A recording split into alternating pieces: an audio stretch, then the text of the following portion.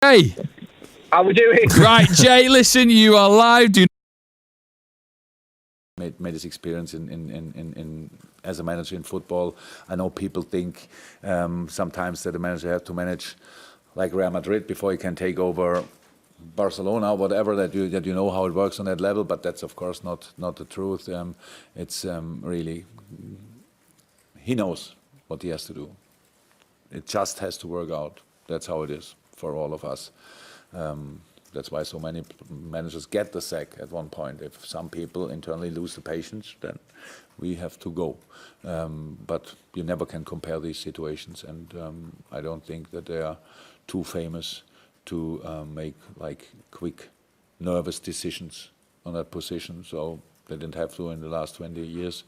Now they had to change it 1 or 2 or 3 times. I don't know exactly.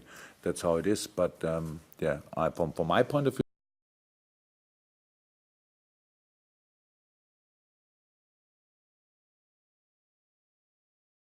like you say, McKenna, obviously he's had experience at youth level with managing the younger players, but it's very, very difficult at the moment to gauge where everything is. It kind of feels like there's a lot of square pegs in round holes and they're just trying to make it work. It feels almost like it's kind of like a plaster over a wound that's been going for the last 6 years since Sir Alex has left. I don't think they've ever really figured out the structure and all this. Oh, it's been brilliant. You know, we've got the right people in here. How you dare you question us?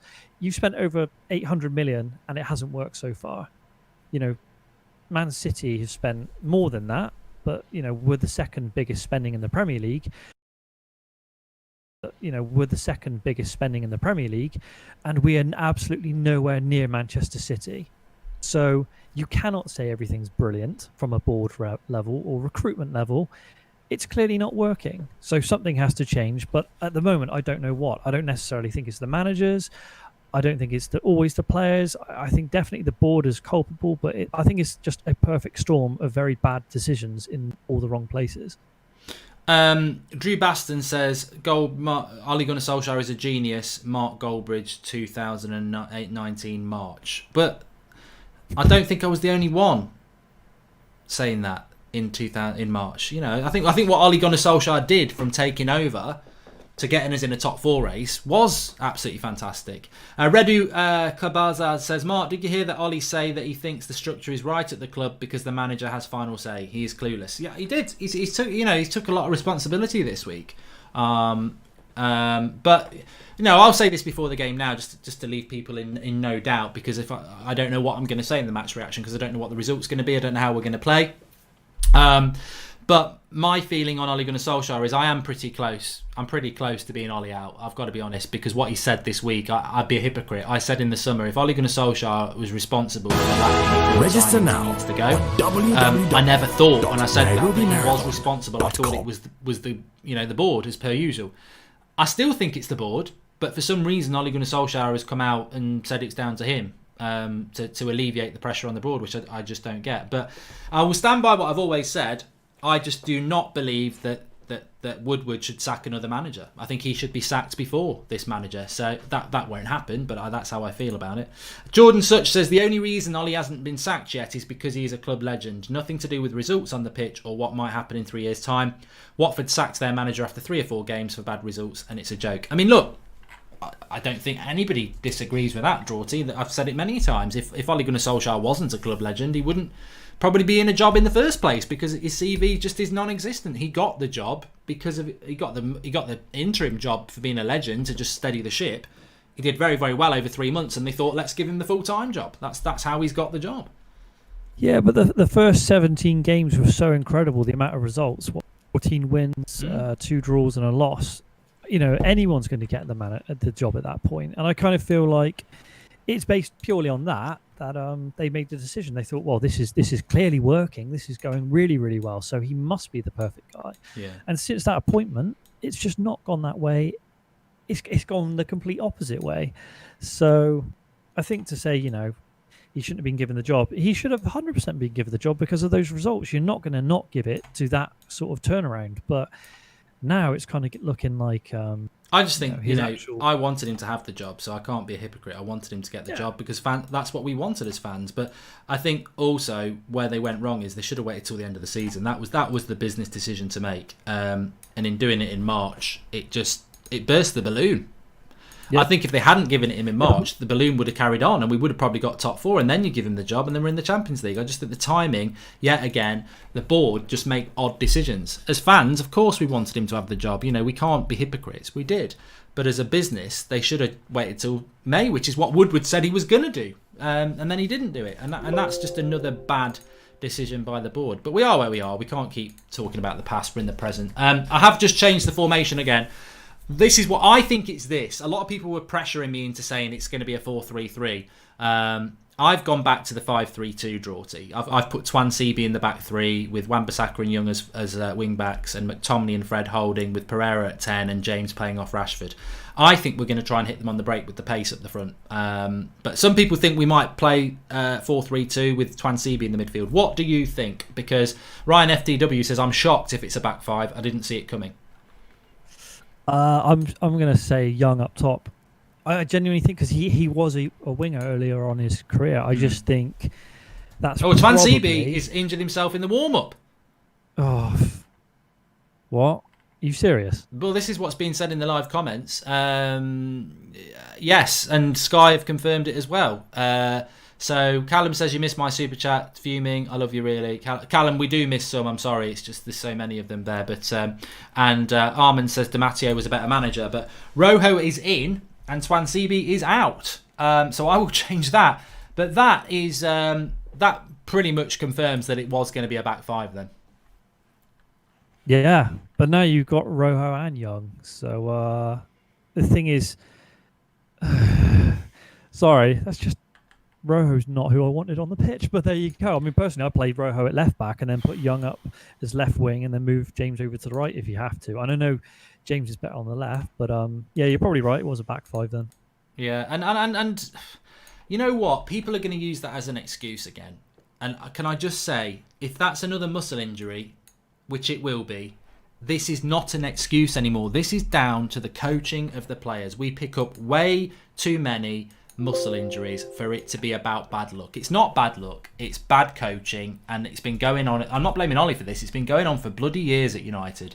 But yes, Twan-Sebi out. I'm pretty sure Dr. Nick from The Simpsons is the team medical. There's a tweet in that, there is. It's Twan-Sebi out with a muscle injury is the latest. It gets better, doesn't it? It really does. It's banter. It purely is banter this season. But I'll tell you what, you pull off a result now, you look even better. So yeah, I know. I'm just updated that. So that's your lineup now. I think anybody who thought it was going to be a 4-2-3-1 or whatever like that, you can ignore it. It was always going to be a 5-3-2 because Rojo's come in for Twan-Sebi, and I doubt we would have changed it. Rojo's a big game player. To be fair though, let me just say Rojo is a bit of a big game player. And he is reckless as well, as somebody just said there. Yet another injury. Let me guess, it will be muscular one. Joke of a club, says Glennie X Nobby. Yeah, I mean Rojo will be blood and thunder. Yeah, that's definitely. And Rojo red card incoming, says Man United 84. This is the shit squad that we have. We know this. The reality is Twan-Sebi's injured. It could have been Phil Jones on the bench. So, what would you prefer? I'd rather have Rojo over Jones every day of the week, but I know some people would disagree with that. If someone's injured in the warm-up, does that mean you lose a substitute? Not like obviously from the 3, I mean from the subs bench, or can you bring in an extra one? Because obviously... There is normally subs for subs. We normally do. I don't know who we would bring in. Something that I've commented. Only because... Now Rojo's on the pitch, just supposing one of the centre-backs gets an injury, all there is Brandon Williams to come on. That's it. Because the rest of them, we just have to go to Greenwood and Martial. We just have to go to 4 at the back instead of... Because we have got 3 centre-backs, I suppose. But yeah, you're right. Jones is now on the bench, says Liam Phillips. Hey! It's getting better. Phil Jones is on the bench. Great. Look, what I would say is, what I'm going to say here is, and people don't get positive. If this was Cardiff at home, I'd be going mad. That'd be last year anyway. But because this is Liverpool, I'm going to be very unlike me and say, stop moaning, stop being negative. Yes, I'd rather have Twansibi over Rojo. Yes, it's another injury that could have been avoided. But it's Manchester United versus Liverpool at Old Trafford.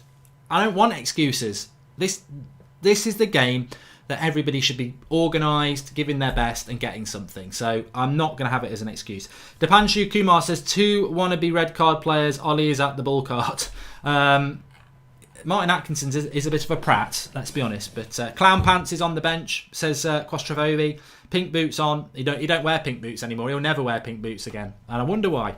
And what happened to Twansibi? I think, well, he's definitely injured. It looks like he had a hip strain, says Jenko. And Nash says, we've got this. Ollie in. Come on, lads. Let's shut everyone up. I don't think it's that deep, Draughty, to be honest, though. That's why I think we'll get something today. Because, I haven't really thought beyond today because it's such a massive game. But I think even if we did get a result today, in the midweek, I would be saying we'll probably lose at Norwich. I've seen United be 2-0 down. I don't even think today's about if we get a good result, we're back. I just think today's about getting a good result because of who we're playing, and we demand it as a fan base. So I'm really just dealing with the next couple of hours as a United fan. I'm not looking about bounce back, top 4, whatever. I think it's just let's go out there and put some pride on this name, this club that just hasn't had much for the last 6 years. It's just literally 90 minutes of football between two teams who've got massive history between each other. I think you just throw everything out the window right now. All the injuries, everything. No one's going to expect us to win now. And it's just because of that, we might just pull off a shock. So, to be honest with you, just enjoy the ride, because it could be a complete car crash or it could be a miracle. You don't know. And I'd hate to call it right now. It's kind of like, I don't know. I genuinely don't know. And with Salah out, he's got that bit of magic for them that they need. But that might just be the tipping point. We might pull this one off. You never know. Jake Chapo Guzman says, today will decide the direction for the rest of the season. And Vin Bra said, did you see what Mourinho just said about Ollie? He said something like, you wish he could get a job like Ollie and talk about the future all the time. I tell you what, I don't blame Jose for saying that. I really don't. And I'm not even anti-Ollie here. I'm just saying that I've never known any big club talk about the future like we are at the moment. You'd never hear Real Madrid do it. You'd never hear Barcelona do it. I don't think Man City would do it now.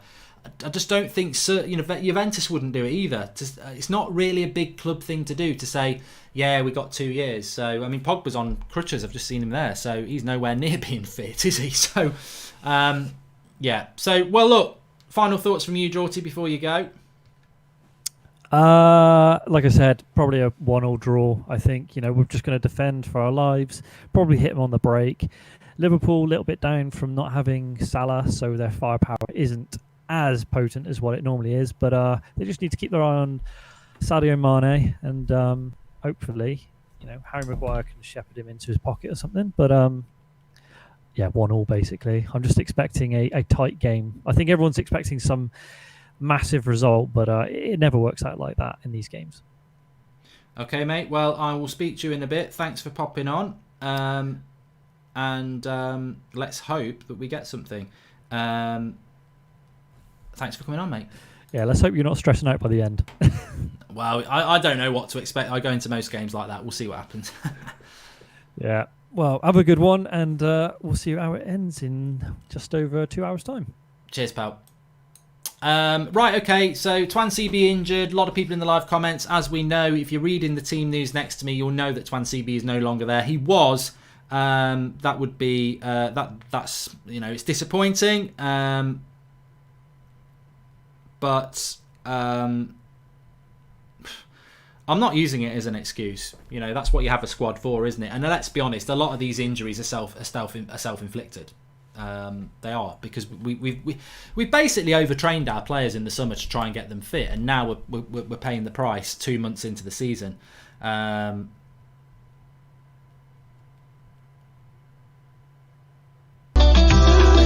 you go. Mark, I think Axel was going to keep Mane in his pocket, says Judd Jenkins. I don't know I don't know. Look, I'm very, we are 6 minutes away from kickoff. I'm very, very excited to see how United are actually going to line up in this game. Let's have a quick look at the league table. Hopefully that. I mean, what can United do today? If we did actually win this game by some miracle, as some would say, then we can actually move up the table. I think if we draw the game, we'd only go up one place to 13th. So a draw would take us up to 13th, but a win would put us on 12 points, which would put us to potentially as high as 7th. We could be 7th tonight if we won. Let me just see. Spurs are on +2. We're on 1 +1. So yeah, if we win the game, we could conceivably go all the way up to 7th place. So big ask, but that's what United need to be looking at doing today. That's what we need to be looking at doing. I didn't think Ollie could go more negative, but he's added a back five to 2 holding midfielders and still played Pereira over Greenwood and Gomez, says Thor's Hammer. I mean, not even on the bench, Gomez. Not even on the bench. And I think that's a good point. Back 5 plus 2 CDMs. Let's see if that comes out. And Rojo is what we need. His aggression will help us, says Mido Ayub. Please do subscribe to the channel if you're new. Bottom right hand corner, the United Stand. We're live every night at 8 o'clock. We have previews. We've got fan cams, match reaction. Fantastic channel, fantastic community. So make sure you subscribe, bottom right hand corner. If you have subscribed, please click the share button underneath and share it on Facebook and Twitter. Let's get as many people involved with this as we can, because it's going to be a massive game. Welcome to Daniel Dahar, the latest member of the United Stand Members Club. And thanks to OneFootball, who are sponsoring the watch along for us today. You can download the app. It's free. It's on Apple. It's on Android. You can get all your latest club news and all your stats and everything, which we'll be covering through the game. Really, really good app. I'm going to stick with 0-0 in this game. Players are just coming out. I'm going to stick with 0-0. I think that United have basically, and this is, I'm not mad about it today. I'm not mad about it today. Kabla ya kuweza kusikia masuala ya Rodrigo, kiongozi wa timu ya wazito, kwanza tusikize makocha walisema vipi. Jurgen Klopp aliweza kuongea na wanahabari kabla ya mechi hii na alinena haya.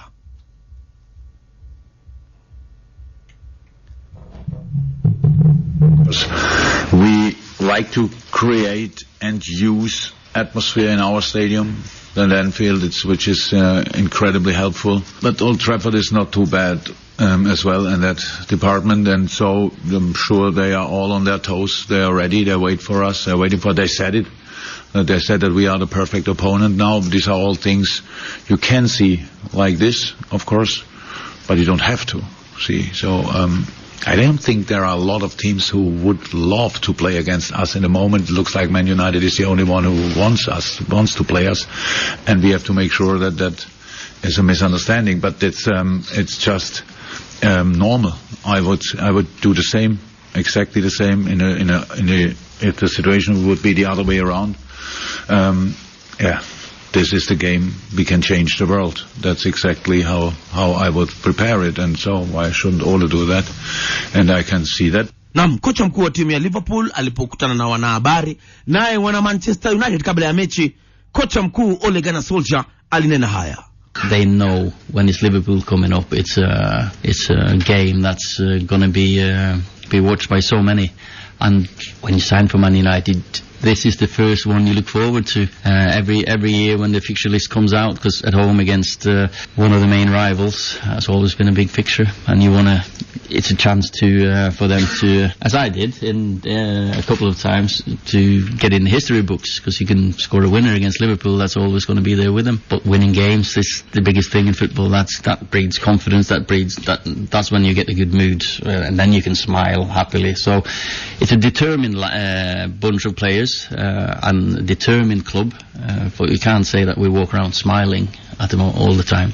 Na msikilizaji, makocha wote wawili walinena hayo kabla ya mechi, na moja kwa moja basi kabla kuingia katika mechi tuweze kupata ujumbe kutoka kwa mdhamini wetu. Kumbuka kwamba mechi hii msikilizaji yaja kwako kwa hisani kubwa ya Mbet. Narejea nikueleze uzuri, utamu na ubora ndani ya Mbet.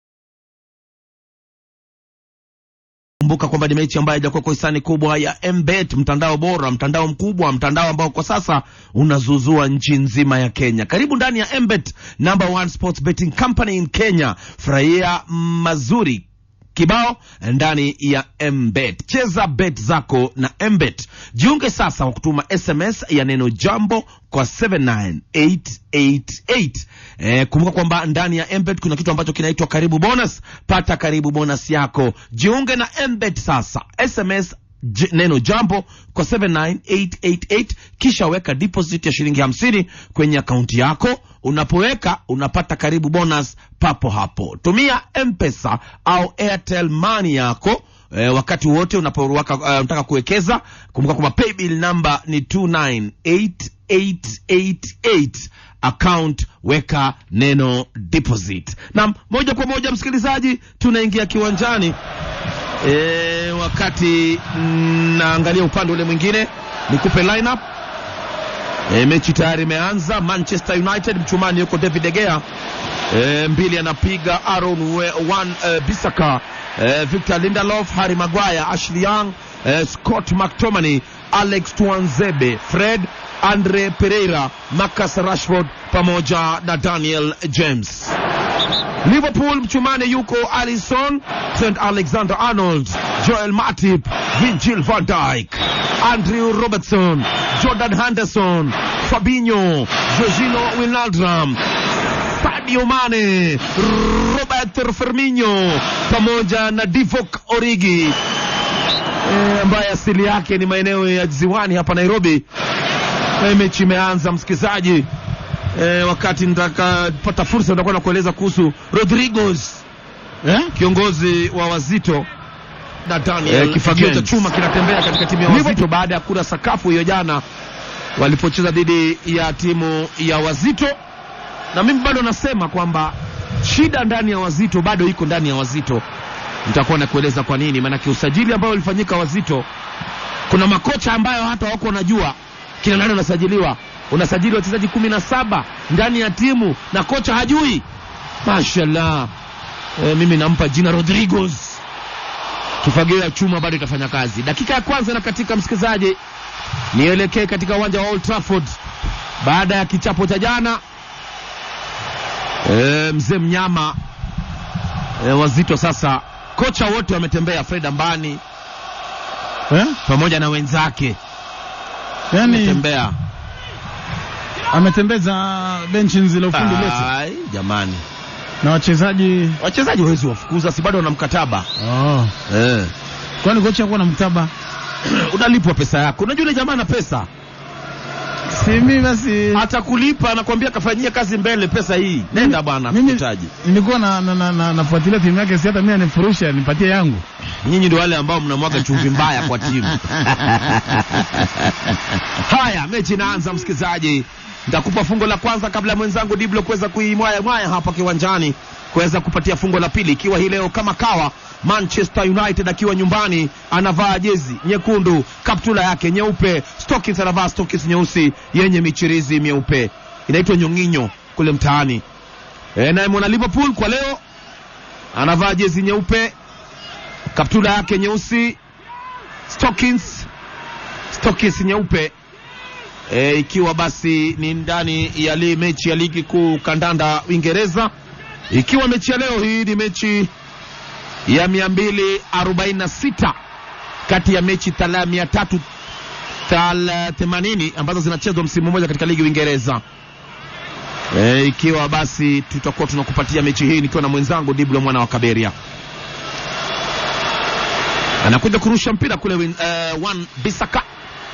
Anarusha katikati huku kujaribu tena kutafuta kiungo mchezeshaji yule Andre Pereira, anakosa. Miguso inarejea nyuma. Beki mstaarabu yule Virgil van Dijk anampakulia goalkeeper wake Alisson. Ikiwa ndo naungana nasi, karibu sana. Hii ni Radio Jambo ambayo ndiyo makao makuu na ndiyo makao rasmi ya masuala ya kandanda nchini Kenya. Hakuna kwingineko ambapo utapata viturubisho, utapata taarifa, utapata vichekesho, ila tu ndani ya radio hii, Radio Jambo. Nyuma kabisa kule anafuata Pereira katikati huku, jiburu vizuri kabisa pale kijana yule Wijnaldum geresha nyuma kwa goalkeeper Alisson. Kiwiko cha mguu wake wa kulia kinamimina mpira ule ndefu kule katikati mwa uwanja. Kigai kinaita, ajaribu kufuata kule Ashley Young. Kazuba, Fred anachukua. United anaanza kujigamba. Kama tausi, pasi na pembea inateleza kule pembezoni kushoto. Kumbuka kwamba Manchester United hajapoteza katika mechi 6 nyumbani anapocheza dhidi ya Liverpool. Mechi 5 za ligi jumuisha pale amecheza nyumbani hajapoteza. Anapocheza dhidi ya Liverpool ameshinda mara 3 na kupiga sare 2. Wisaka pembezoni kulia. Manchester anaanza kutamba, miguso na migao yaja kwenye mstatili huku. Anajaribu na kutandaza mpira ule kijana yule Daniel James. Kisigino kinaita, hatari kwenye lango la timu ya Liverpool. Nini? Hatari wapi? Saka namna gani kule? Nini? Anasua na mpira pale. Kijana yule Marcus Rashford. Bado anabisha United. Dakika ni 4. Saka iwapi? Hatari nini? Namna gani kule? Hakuna yote kuweza kukaribia mpira ule. Nafuata kule kijana yule jezi nambari 16. Namna gani Marcus Rojo yule? Mpira uko nje. Huyu Marcus Rojo ameingia muda mchache tu kabla mpira kuanza, baada Tuanzebe kuumia katika mazoezi. Yani warming up Tuanzebe Blackham anakuwa shabiki. Unajua mechi kama hii mtu anaweza jiumiza kwa warm up. Unajua Dibla pana. Kwani hapa ni Cairo jazi namba 17 ameitos akatoka namba 10. Dibla kama hii. Unasema coach ile magoti imerudi. Ile magoti imerudi. Lakini sasa unaona huyu aliye na mpira De Gea alikuwa ameumia kwa Spain katikati ya wiki. Leo ameanza. Yani siku 3 ambazo zimepita. Uzoefu. Unajua Tuanzebe mechi tunaumia. Ngoja Tuanzebe mechi kama hizo hajawahi cheza. Na kuna rafiki yangu mmoja ambaye tunamfahamu mimi na wewe. Mechi kule Motema Pembe. Mechi ya mkondo wa pili Tusker wanapiga dhidi ya Motema Pembe kule Kongo. Ndio. Aliharisha mechi ya Mashallah. Usiku wa kuamkia mechi? Ndio. Mashallah. Aliharisha. Kocha kasema namdeche. Ngangana tu anza. Haya. Rashford kapelekwa chini kule. Referee anasema ikabu. Inakuwa ni ikabu ile kuelekeza kwenye lango la timu ya Liverpool dakika ya 6 sekunde 36 baada ya mnabao. Ikiwa ndo unaungana nasi karibu sana, hii ni Radio Jambo. United 0 Liverpool 0. Wanasema vitu vizuri huwa vitaki haraka.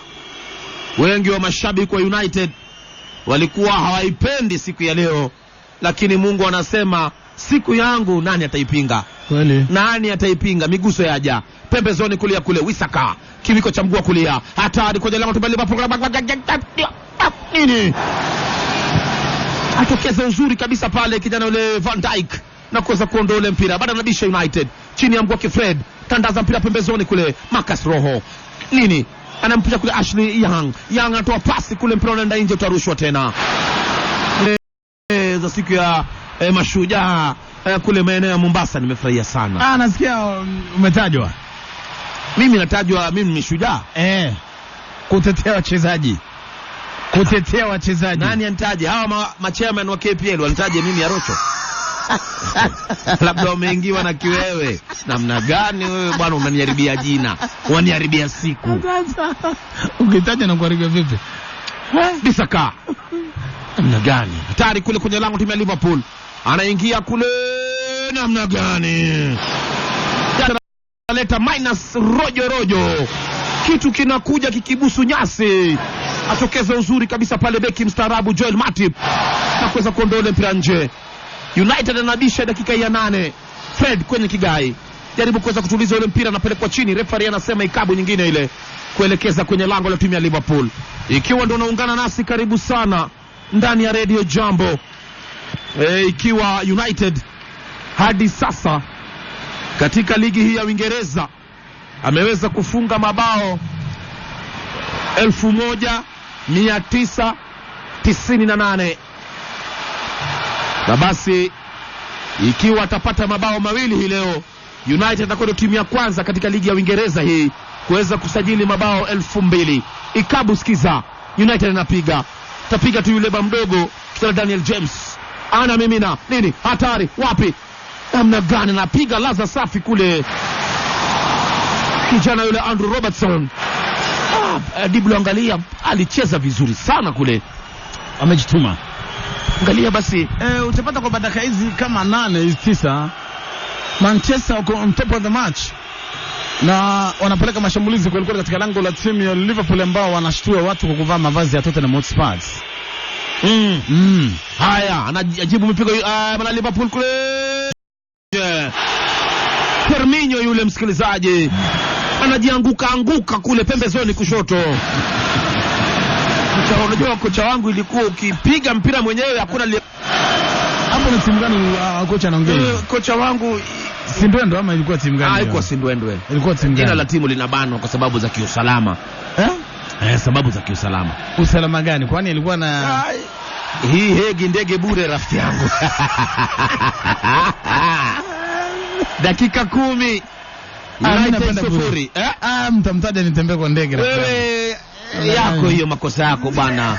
Kufa gari, kufa dereva. Yule leo tulikuwa naambia juzi. Sijui anaitwa nani? Tumtaje leo? Mtaje tu kama utakumtaja. Ukinipa ruksa mimi napasua Wewe pasua Mbarika. Itakuwa mimi nilikusaidia kupasua Mbarika lakini mimi mwenyewe sikuipasua. Dakika 10, sekunde 32. Anachomuoga. United 0 Liverpool. Niite tu muoga. Unajua Diblo kuna kitu yango ndio kitu ambayo huwezi ringa. Unajua unaona vitu kama mpira kama mechi hii hata kama inachezwa usiku taa itawekwa. Yes. Unajua kitu kama yango ndio unaweza sema mimi ni hodari. Mimi upiga visigino 7 mechi ikiendelea. Napiga raundi 5. Hiyo utatudanganya manake uongo. Yapigwa kwenye giza. Lakini kandanda live. Nipe fungo lijalo mwenzangu. Yango utasema mimi ni hodari. Yes. Labda wewe bure. Hakuna kitu unafanya unapoingia. Hatari kubwa. Dakika ni 11 katika uwanja Old Trafford msikilizaji. Wekundu Old Trafford Manchester United wanacheza na wekundu Anfield Liverpool. Huu ni mpambano wa ligi ya Premier. Timu zote mbili hazijapata nafasi ya kutengeza bao na kuitumia. Bado ni bila. Manchester United ni mabingwa kombe la ligi mara 20, Liverpool mara 18 msikilizaji. Ndio siku ambayo wengi walikuwa wanasubiri kuweza kuona nani atakuwa anafanya nini katika mchezo huu ambao wengi wanasema kwamba ni mchezo mgumu msikilizaji. Kuna mshike pale kati ya nani hapa Roho nadhani hapana Andreas Pereira na beki wa Liverpool Mholanzi yule Van Dijk. Bado wanapanga mpira vijana timu ya Liverpool ambao wanapiga uzi mweupe leo. Kama unafahamu mavazi ya Liverpool white and black. Yani bombo nyeusi, socks na jazi ile nyeupe. Anafanya mambo kwenye lango timu ya Manchester kule anapiga shuti kwa kick. De Gea anabeba mpira ule kwa taratibu, alikuwa mpiga chenga kafanikiwa Mholanzi wa Ronaldo. Sijaweza kuona tena mpiga chenga. Mimi namuona anapenda mambo na kubonda. Leo hii anacheza kama najua. Mholanzi asili yake ni mzawa wa Suriname.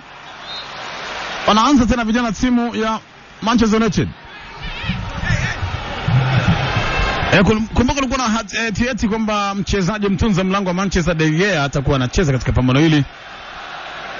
Lakini nashangaza kuona kwamba leo amevaa jazi na kuanza mpambano. Anajipeleka chini kule mchezaji timu ya Liverpool anasema Ganga Mala. Center referee wa pambano la leo msikilizaji ni ni nani huyu? Center referee wa mchezo Martin Atkinson ndio. Ni referee mwenye experience kubwa sana, ameshakuwa katika michuano ya bara Ulaya na alkadhalika mechi za kombe la dunia. Tuangalie maamuzi yatakuwa nakwenda vipi, maana yake ni pambano zito kweli. Timu hizi mbili za kutoka Uingereza msikilizaji zinakisiwa kuwa na wafuasi wengi duniani, Manchester United na Liverpool. Na katika uwanja wa Anfield ni uwanja ambao una kelele kweli kuliko Old Trafford, lakini Old Trafford nao ni uwanja ambao kuna kiburi kubwa, wanasema kwamba ni timu kubwa. Tuangalie mambo yanakwenda vipi. Anasanzuka na mpira kule fullback kule mchezaji Alex Arnold anatoa pasi na kwenda kwa manzake Waladu kizaza kwenye lango la timu ya Liverpool. Anafanya mambo yake kwenye lango timu ya Manchester kule, tokeza kule De Gea ana matatizo kudaka mpira, referee anakubali. Liverpool anakosa huduma zake mchezaji Mohamed Salah ambaye anakosa pambano leo hii. Basi Alisson anarudi katika lango la timu ya Liverpool baada ya kipindi kirefu kwa nje. Msaidizi wake kipa wa pili Andrew ndiye amekuwa michumani katika kipindi chote hicho. Liverpool wakiwa wanatafuta leo ushindi wake wa 18 mfululizo katika ligi, msikilizaji, ama alama yao ya 27 katika ligi wapo watapata alama zote 3 kwa kushinda pambano la leo. Manchester United wanaanza pambano leo kwa katika nafasi ya 14, alama moja tu kwa zile mbele ya zile timu ambazo zinaanguliwa iwapo ligi ingekuwa inakamilika usiku wa leo. Dakika ni 15 za mchezo, kipindi cha kwanza, matangazo ya kabumbu kutoka uwanja wa Old Trafford. Diblo Kaberie El Mago, muhakiki wa soka. Nazidi kuwa na mwenzangu hapa Fred Rocho kwa ajili ya mpambano huu, msikilizaji. Ni pambano ambalo washabiki wengi wanauliza hali itakuwa inakamilika namna gani, kizingatia kwa Manchester imekuwa na wakati mbovu sana katika kipindi cha zaidi ya miaka 30. Wanasema worst start tangia kipindi kirefu kile wakati Sir Alex alipokuwa ndio anaanza shughuli za kuinua noa Manchester United. Bado wanamiliki mpira Manchester United. Hapana, timu ya Liverpool. Arnold anatuliza, cheza ndani, tuliza kule mchezaji Matip, piga pasi mbovu Mkameruni yule, asili yake Ujerumani. Ni kinyume leo na Manchester United ambaye mechi za hivi juzi kucheza na Newcastle. Inakaa Manchester tofauti kabisa, msikilizaji. Hizi dakika 16 inaonyesha uwezo na ufundi ambao walionyesha siku moja walipokuwa wanacheza na timu ya PSG. Watu wakaandika katika magazeti, katika vyombo vya dola, katika mitandao ya kijamii kwamba Manchester anakwenda kuzikwa baada ya kupigwa uwanja wa nyumbani. Kinyume kabisa na matarajio ya watu wengi katika uwanja wa Paris kule Faransa. Waliweza kuwanyoosha home team na kuondoka katika michuano ya Champions League Ulaya. Leo hii watu wanashangaa vipi Liverpool dakika zote hizo hawajaonyesha ukakamavu wa kupachika magoli katika lango. Ila labda wanasema anakosekana Mohamed Salah, au labda De Gea yuko michumani. Tuangalie shughuli hii itakuwa kwa namna gani. Pasi inafanywa lango timu ya Liverpool kule James anapiga kisigino, hakuna mtu. Itakuwa ni mtunza mlango kuweza kunasa ngoma ile Alisson. Naam, pale Gor Mahia anapata ushindi dhidi ya K-Sharks kwa 1-0. Gor Mahia anapata ushindi dhidi ya K-Sharks kule Nakuru. Haya. Manchester United wanafunga katika mechi zao 6 za ligi nyumbani dhidi ya Liverpool, ikitokea kwamba ni mechi 5 za ligi na pamoja na kushinda mechi 3 na kutoka sare mara 2. Kizaza kwenye lango la timu Manchester United. Mane nakauka na mpira na kasua na mpira ule. Mane analungwa pale na mchezaji Marcus Rojo, amechukua nafasi ya Tuanzebe. Nakumbuka basi timu ya Liverpool na nini, Marco Zinde anasema yuko dhainie. Shabiki mkubwa sana wa Manchester United, wakiwa na dadake Karo wanasikiza matangazo. Wanasema kicheko tu kinawaua. Washikilia hapo. Asante sana Karo pamoja na Marco Zinde. Marco Osinde, shabiki wa Gor Mahia kutoka Sindo. Huyu si wa Sindo. Sindo zile pale ulipeleka koti, ukarusha koti yako ikadakwa ikanasa ukuta. Marco Osinde kwani alihama Sindo. Mbaya wako sikio lako wakati mwingine huwa inaingiwa sijui na nini. Sindo ni kwingine bwana. Na wewe ni Marco Osinde.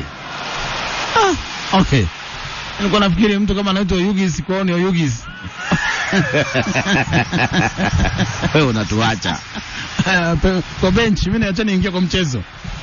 Wanatulia vijana timu Liverpool kwa Origi, toa pasi ndani. Wanatulia vijana wa Liverpool, inaletwa pasi mbovu lakini bado anamiliki mpira mwana Liverpool pembeni kabisa kule mchezaji Andrew Robertson. Inaingizwa kwenye lango timu ya Manchester United kule. Rojo anaondosha mpira ule. Argentine defender yule Marcus Rojo Liverpool na kipindi kirefu sana bila kushinda mchezo katika uwanja wa Old Trafford. Tangia wamefanya vile mechi 10 ambazo zimepita tangia mwaka wa 91 mpaka 2000, muongo mmoja ule hawakuweza kupata ushindi wote. Kwenye lango la timu ya Manchester United, mabeki wanasimama angalau kidogo. Refa anasema play advantage, anatafuta mchezaji hapa. Rashford anachukua beki, Rashford anafanya mambo kule, Rashford anageuza mabeki, anatoa pasi lakini inazuiwa. Rashford angetoa pasi ingekuwa shughuli katika mlango wa timu ya Liverpool. Yaani kichepo peke yake Manchester wamepata katika mechi zao 10 dhidi ya Liverpool, ilikuwa msimu uliopita walipofungwa goli 3-1 kule Anfield. Inaonekana kwamba ndio mchezo ambao Jose Mourinho aliambiwa atembea. Hali itakuwa inakwenda vipi? Mechi na kati ya mechi 6 ambazo timu hizi mbili zimekutana imetokea kuwa sare ya bila. Peke yake mechi 4 kati ya 36 zimeishia kuwa ziko suluhu. Bila kurusha kuelekeza lango la timu ya Manchester United. Kumbuka ni kipindi cha kwanza, bado ni bila Old Trafford. Hapa kuna goli msikizaji. Rashford anachukua mpira kasi hapa, anakumbana na mwanzake, anamwacha chini kule, anawaacha chini mchezaji Madijk. Kizaza katika lango la Liverpool, kizaza wanaangalia namna gani hapa wampata kona. Naam, ndio Andres Pereira analazimisha vuruga katika lango la Liverpool kule, lakini hapa anaachwa kipiga deki hapa mchezaji Madijk. Inakuwa ni tabu kweli msikizaji, wakati ambapo wanakwenda kupiga kona vijana wa timu ya Manchester United ambao wanatumia fursa kucheza mbele ya umati mkubwa katika uwanja wa nyumbani Old Trafford. Kona inakwenda kuletwa. Santa sana Kamara. Mshabiki mkubwa sana ndio jambo ambaye anasema kwamba leo anasikiliza na marafiki wake wa nguvu. Mabosi wake Wambo Podi, Salu Baraka na Pasta Mbero wakiwa Nyanyeni.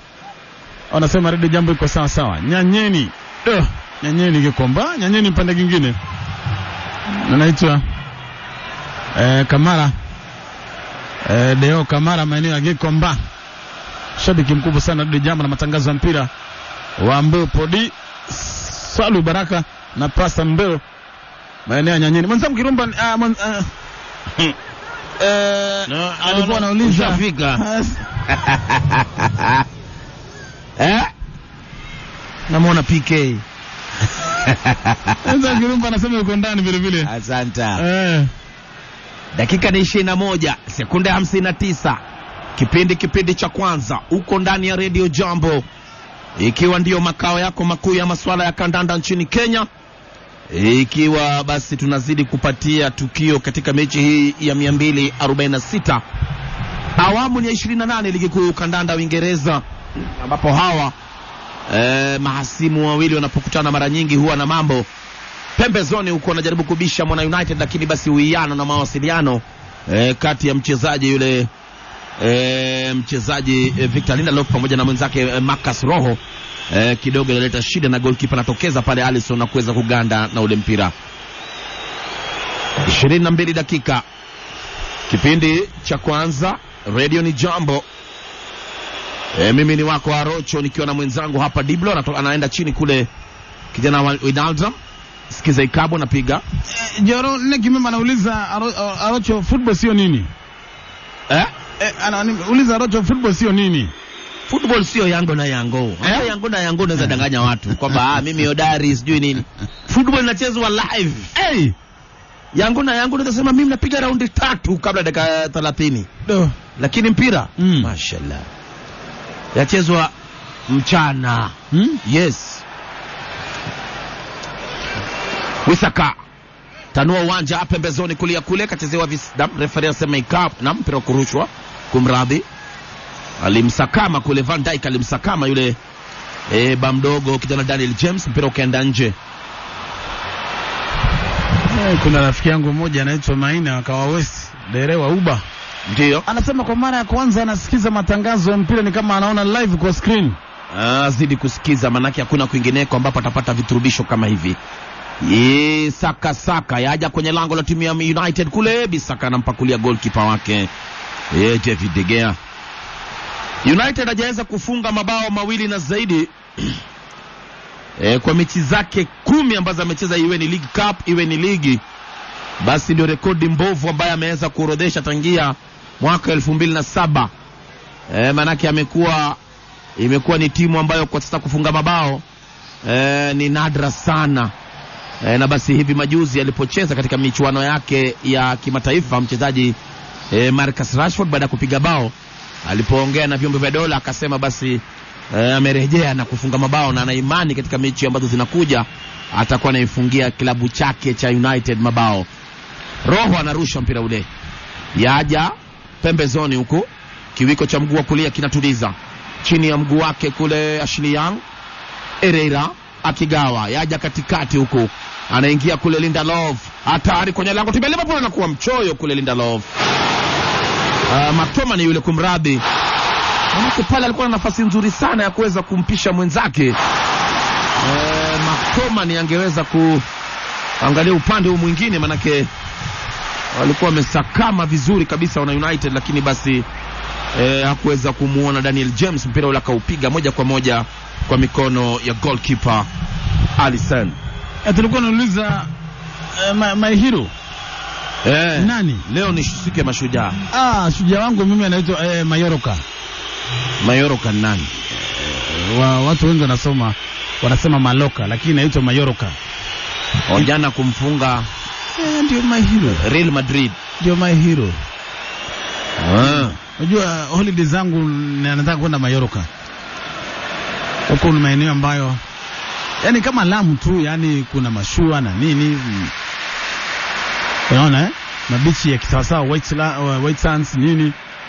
Upo nakupata Mallorca ndio my hero.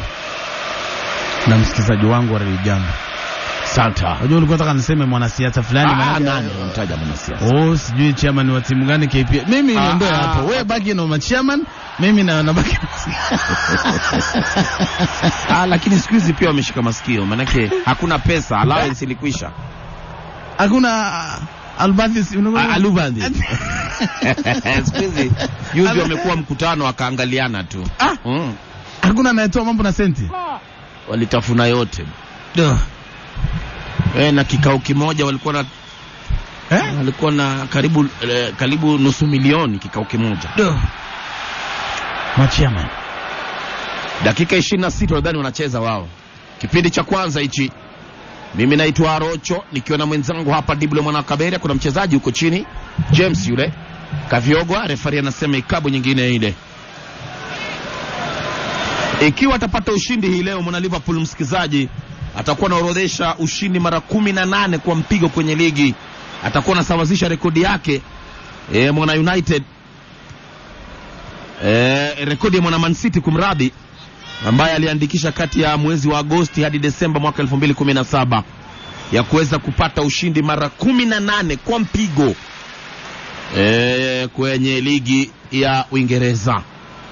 Rekodi ambayo inashikiliwa na mwana Man City kwa sasa, rekodi ambayo aliandikisha kati ya mwezi wa Agosti hadi Desemba mwaka 2017. Inaletwa kwenye lango kule, Van Dijk anaugusa mpira, ukienda nje utarushwa tena kuelekeza Liverpool. Dakika 27 sekunde 47. Kipindi ni kipindi cha kwanza uko ndani ya Radio Jambo, makao makuu ya masuala ya kandanda nchini Kenya. Wanaanza kuonana pale, wana Liverpool akosa kuwajibika pale. Firmino nyuma kabisa, beki mstaarabu Harry Maguire tanua uwanja kwake Victor Lindelof. Tizama namna kuweza kuleta, yaja kwenye mstatili kule, goalkeeper anateleza angani kama nyani juu ya mgonda na kuweza kuganda na ule mpira. Cheza vizuri goalkeeper huyu Alisson. Kurejea kwa goalkeeper huyu Alisson nadhani kumeimarisha hata fikra za wachezaji wa Liverpool, manake kuna wakati alikuwa amepata jeraha. Wachezaji pia ni waongo. Kwa nini? Yaani mtu anaumia mechi ndogo ndogo, mechi kubwa lazima aonekane, unampata yuko. Si ndio utamu wa njugu bwana. Hii ndio mechi inauza. Tusikia hata wewe unataka kujiuza kwa mechi gani? Hata Messi na Cristiano wanaweza kuumia mechi yote ile, lakini sio El Clasico. Si lazima ukajikakamua. Unadhihirisha kwamba alafu unajua mechi hii tizamwa na wengi. Tani kujiuza lazima ukajiuza bwana. Uko sokoni eti. Naam. 29 dakika. Na chuna dakika 59 baada ya saa 12. Inasalia dakika moja kutimia saa 1 usiku. Uwanja ni uwanja wa Old Trafford. Baadhi ya viwanja ambavyo vinaweza kubeba mashabiki wengi zaidi, maana kiwanja hichi kinabeba takriban mashabiki 76,212 ikiwa imejaa hadi pomoni. Na ikiwa na makadirio yangu yako sawa, nadhani mechi hii basi imejaa mashabiki wamejaa hadi pomoni. Liverpool anabisha. Firmino pembezoni huku, yaja kwenye mstatili, kateleza angani uzuri kabisa pale Harry Maguire, toa ule mpira maeneo yake katikati huku. Nini? Referee anasema ikabu ile kuelekeza Liverpool. Namuona Andres, referee anamkanya Andres Pereira, utawacha panganga. Sio makusudi kweli. Anderson alimgusa Ashley Young lakini hakukusudia. Hakukusudia. Dakika 30, nusu saa nafuta. Theluthi moja ya mechi tayari tunadondoa msikizaji. Ikiwa basi bado hamna bao, Liverpool 0 United 0. Ndani ya Radio Jambo. Timu pekee ambayo ilikosa kuchukua ligi ya Uingereza baada ya kushinda mechi 9 za mwanzo kwenye ligi ilikuwa ni Manchester United, ambao waliweza kusajili nambari 4 mwaka 1985-86. Kando na kwamba walianza msimu kwa kuweza kushinda mechi 10 za mwanzo kwa mpigo. Inamaanisha kwamba Liverpool anaendelea vizuri, manake ni timu moja tu katika historia ya ligi ya Uingereza ambaye baada ya kushinda mechi 9 na zaidi kwa mpigo alikosa kuweza kuitwaa ligi. Ilikuwa ni United mwaka 1985-86, ambapo Liverpool United alianza msimu kwa kushinda mechi 10 kwa mpigo na akamaliza msimu huo akiwa wa 4 kwenye jadwali. Karombeza kule Andres Pereira wanaanza nyuma kabisa kule mwana Liverpool. Dakika 31 sekunde 31. Sadfa iliyoje hiyo, ni miguso ambayo inatandazwa chini ya mguu wake. Origi anabadilisha ngizi. Origi pembezoni kule kujaribu kumtafuta mchezaji yule Sadio Mane, lakini mpira ule akacheza visivyo. Mane inakuwa ni ikabu na Diblo. Hadi sasa wachezaji Sadio Mane, Roberto Firmino hatujaona vizuri. Wadhani kwamba Liverpool wanamkosa sana Sultan katika mechi. Kweli lazima timu yote ile ikikosa mchezaji kiwango cha Mohamed Salah watakuwa wanakosa mwiko wa kutengeza maankuli. Kwa hiyo Divock Origi si mchezaji ambaye anafika viwango vya kuchezea Liverpool, na ni mchezaji mwepesi sawia na Salah, lakini wana utofauti kidogo. Unasema bado hajatosha mboga. Anatosha kuvaa jezi ya Liverpool na kutegemewa na Liverpool, lakini sio kuweza kuvaa viatu vya Salah na kuweza kutoshea kabisa. Kuna viwango vidogo wanaachana. Labda huyu ana nguvu kumliko Salah, ni mkubwa, ni mweusi, ana nguvu ile ya Kiafrika, lakini Salah naye ana uwepesi na mbinu za kutoka Uarabuni. Kuna mchezaji Rashford kuna kukamatana kule msikizaji. Kazi kubwa kwa referee leo, Martin Atkinson. Asante sana mtangazaji. Ale Twalib anasema yuko ndani ya shughuli hii, sema nyinyi ndio mahiro wangu. Shukrani vile vile, wewe ndio hero wetu, mtu wetu, rafiki yetu Ale Twalib, mtangazaji shupavu. Anasema leo Manchester washinde mchezo. Kuna familia maeneo ya Juja kule Estates, maeneo ya Eastleigh. Tuko pamoja rafiki yangu. Juja Estate Eastleigh tena. Juja Road ama Juja Estate? Ndio mbona unatuchanganya? Maandiko labda kuna Juja Estate kule Eastleigh? Hakuna kitu kama hiyo. Basi labda ni road labda. Kwenye yangu timu ile Manchester kule anacheza kule Degea tena anaonyesha makogo. Niko maeneo ya Eastleigh. Juja Road. Yes. Upo Unajua wakati mwingine wanichanganya. Ukisema Juja iko kule unaelekea Vika. Sasa Juja Road ndio iko karibu na Pangani pale. Nini? Ni karibu na Madiwa si mbali. Madiwa kuna timu yangu inaitwa Ngwangi hapo. Balaa kweli. Gwangi.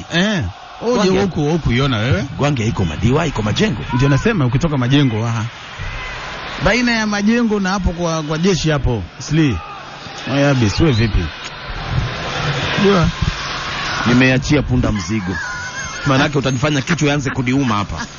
Nataka kuniponya ramani ya Nairobi. Wanaanza tena vijana timu ya Liverpool msikizaji, ambao leo hii wanapiga mavazi ambao ni kinyume kabisa na mavazi yake ya nyumbani. Wajua timu hizi mbili zinapiga mavazi mekundu katika jazi. Wanapokutana mmoja lazima atakuwa anabadilisha, si kuvua, atabadilisha. Aliyeko nyumbani anavaa rangi yake nyekundu, aliye mgeni wake anatafuta rangi nyingine. Sasa tuangalie Manchester wakienda Anfield watakuwa wanapiga jazi gani dhidi ya Liverpool. Sadio Mane ananyanyasa mwenzake wa Manchester United. Marcus Rojo inachota mlango wa timu ya Manchester kule, Liverpool kule, Manchester kule, mpira pigo kichwa kule, lakini offside. Anasema line 2 Konstantin Azidakis, msaidizi wa referee, alimuona karombeza kule raia wa Brazil Firmino, licha kugonga kichwa kizuri kumtatiza De Gea pale. Mspanyola yule naye amepiga bize kaweza kupangua mpira ule usipenye katika mlango wa Manchester United kwa mkono wake wa kushoto. Iwapo watakuwa na shinda mechi hii, Liverpool watakuwa wana equalize ama wanasawazisha rekodi iliyowekwa na Manchester City kushinda mechi 18 baina ya mwezi wa Agosti na Disemba mwaka 2017 kwenye lango timu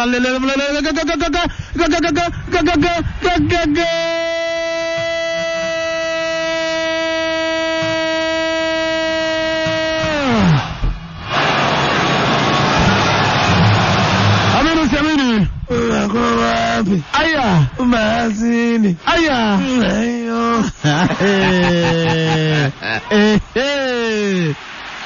wanapiga bao Manchester United hapa. Marcus Rashford anaitwa Marcus Rashford msikilizaji. Abdalla yuko wapi? Sheikh Abdalla yuko wapi aione ambaye anapiga bao kila baada ya dakika 208 katika ligi. Na Diblo, sio kwamba mimi ni mchawi. Nilikueleza kwamba Rashford baada ya michuano ile ya kimataifa, ndio alipoongea na vyombo vya dola alisema nitapiga bao. Na mbona wanakwenda kwa referee wachezaji wa Liverpool? Mchezaji wa Liverpool yule alivyogwa pale. Nadhani Divock Origi. Hakuna makosa. Kama referee play advantage hakuna makosa bao. Na kama kuna makosa basi ni referee mwenyewe alaumiwe kwamba mpira ule umekuwa play on katika hali ambayo ingekuwa ni foul. Nani huyo Origi? Na nadhani bao lenyewe halitosimama. Litasimama kwa sababu referee anaangalia VAR. Referee ameplay advance. Si kwamba ile ni accidental. Referee amesema kwamba hakuna foul. Bao halina kosa lolote. Bao la safi. Sasa haya mambo mengine. Sasa nadhani referee anajadiliana na kiduvubasha ambacho kiko sikioni.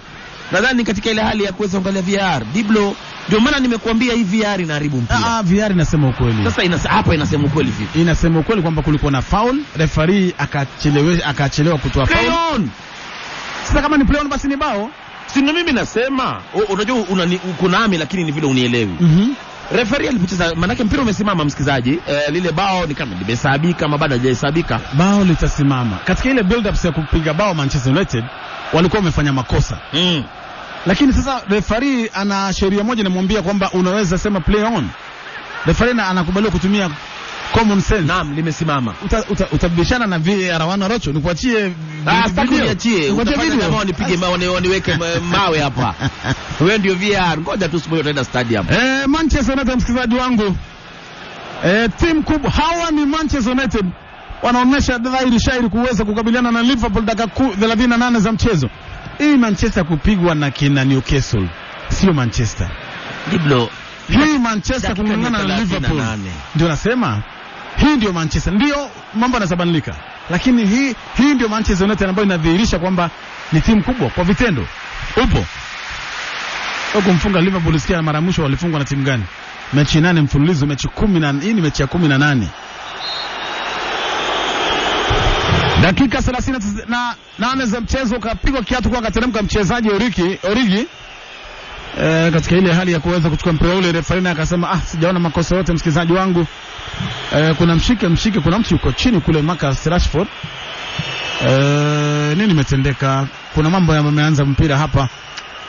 Kumeanza mshike ambayo ileti. Lakini katika ile hali ya wakati timu mbili kubwa zinapokumbana, wanakumbana mpaka mashabiki kwa maneno. Liverpool wameshinda mechi zao 2 kati ya 13 ugenini katika timu 6 bora katika ligi, na inaonyesha kwamba juzi walipocheza na Chelsea mambo yalikuwa ni kama rekodi inavyosema msikilizaji. Kiatu pale anamkata mtu, referee hataki machezo hapa, anasema ni faulu kuelekeza lango la timu ya Liverpool. Na iwapo Manchester United wanashindwa kushinda mchezo, watashindwa kushinda pambano la leo, ndio itakuwa mara ya kwanza kabisa katika historia ya Manchester United kuwa na mwanzo mbovu kabisa katika kampeni zake za ligi tangia mwaka wa 86-87 wakati ambapo kocha mkuu alikuwa Ron Atkinson, ambao aliweza kuondoka na kuchukuliwa nafasi yake na Sir Alex Ferguson 1986-87. msikilizaji wangu, kazi ipo kwenye lango la timu ya Liverpool tena, wanacheza kule namna gani? Referee anasema play on. Kimbeza ngoma kule mchezaji Marcus Rojo analeta, lakini waondoa Liverpool. Bado Manchester wanawahi mpira, McTominay anatisha, anatoa pasi mbovu McTominay. Bado Manchester wanawahi mpira, James analeta kwa lango la timu ya Liverpool kule. Kuna mtu kipiga chest moja safi tu, anamtulizia mtunza mlango wake mchezaji beki kule Matip. Kisa wanaonesha sura tofauti kabisa. Yaani kumbe wachezaji wanazaamua Rocho kuonesha kipawa ambacho walikuwa wameweka chini, kwa sababu leo hii Manchester wanaonesha moto ambao mara ya mwisho nadhani niliweza kuona Manchester wakipiga na FC Barcelona na vivyo wakicheza na timu ya PSG katika pambano la klabu bingwa Ulaya. Walionyesha nguvu zina yake msikizaji. Juzi tu wanafungwa na timu ya Newcastle United, kijana anaitwa Longstaff, piga shuti hapa na Kayole toa ndani Manchester United. Lakini wanasema kwamba labda kurudi kwa mtunza mlango De Gea kumeweza kuwapatia nguvu kidogo, na alikadhalika Liverpool na wao wanaweza jivunia kurudi kwa mchezaji Alisson michumani. Kwa hiyo ni siku ambayo mtanange unapata wanaume kamili. Kwa mashabiki ambao wanatoa comment zao, vile vile tunapatikana katika Facebook. Shukrani sana, maana naona zinakuja tu. Kwenda katika Facebook utafuta DKL Mago, unanilike na mimi nakulike, tunalikeana, au sio? Dakika 42 za mchezo. Papa Lonula vipi? Utamalizia maana umezoea kuniachia mikia. Wewe pia leo hii mkia kamata. Asante. Muda unazidi kuyoyoma msikilizaji, kipindi cha kwanza hichi ikiwa ni ndani ya Radio Jambo, makao yako makuu ya masuala ya kandanda nchini Kenya. United bao 1, Liverpool 0. Dakika na chuna, dakika 42. Saka ya mwana United chini ya mguu wake kule Daniel James anavumburuka, James anatiririka, kapigwa laza kule uzuri kabisa na kijana Wilanda, na goalkeeper anatokeza pale Alisson na kuweza kukata kasi ya mechi ile. Wanaanza haraka mwana Liverpool dakika hii 42 kipindi cha kwanza hichi ndani ya Radio Jambo. Balua ikiwa vile vile mwana Liverpool anaweza kubadilisha matokeo haya ambayo yanashikilia kwa sasa. Anaingia kule Sadio Mane kwa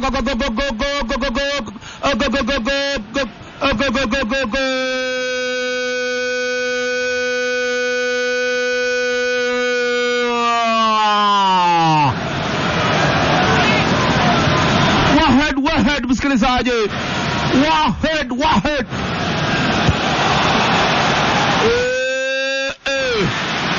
Sadio Mane msikilizaji, kanawa, lakini basi anajaza kamba pale. Nadhani itabidi tuiangalie VAR kwa mara nyingine. Jamani, wewe VR1 unasema nini? Mpira utatu. Wewe VR unasema nini? Bao litakataliwa. Bao litasimama. Maana yake amenawa. VR1 anasema bao litasimama. Tusikie VAR ya kule kiwanjani nasema namna gani anakwenda kuangalia referee mwenyewe. Bao. Asema kwamba ni bao, amenawa. Ati ni bao na amenawa. Bao limekataliwa, Rocho unachanganya hapa. Sasa ni VR. Unachanganya VAR, mama swala VAR1 mwachie. Maswala VR1 mwachie. So VR1 ilisema si bao. VR2 imesema si bao. Basi VR1 iko correct. Thank you. Unakimbiza hiyo thank you. Haya. Bao alisimami hapa msikilizaji. Linao ule mpira Sadio Mane. Na basi Diblo mimi. Zege aliona. Diblo mimi. Uzuri wa VR Rocho huwezi bia mtu. Diblo huwezi bia mtu. Hii fundi mwingi na haribu. Utazoea. Na kuelewa utazoea. Nasikia fundi mwingi wa mwili. Unajua wewe pia ulipokuwa unaenda shule primary ulikuwa unakataa kuvaa viatu. Sasa ukiambiwa tembea na viatu 10 meters unasumbuka.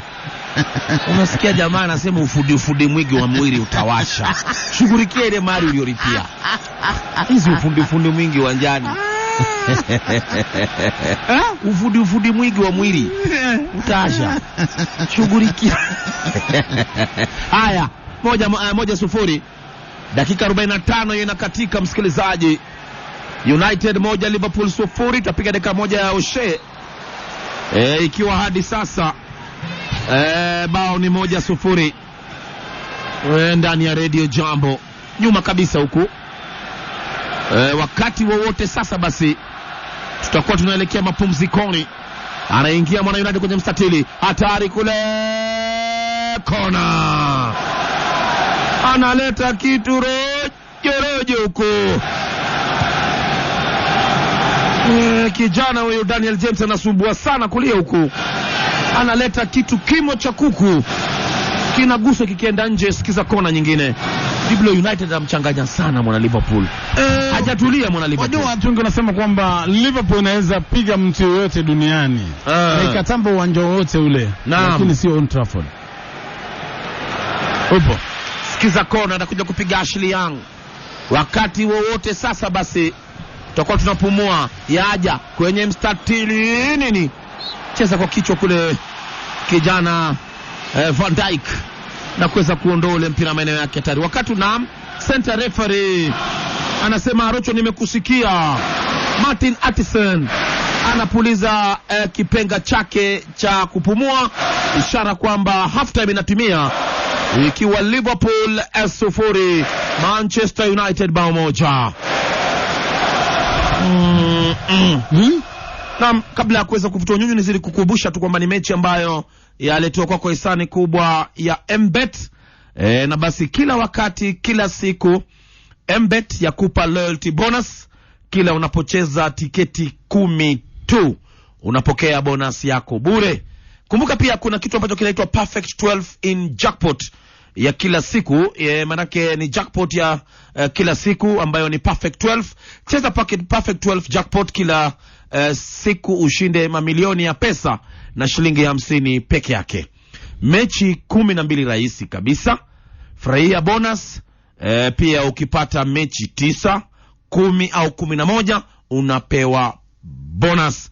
Jackpot ni zaidi ya shilingi milioni 2.9 na inaongeza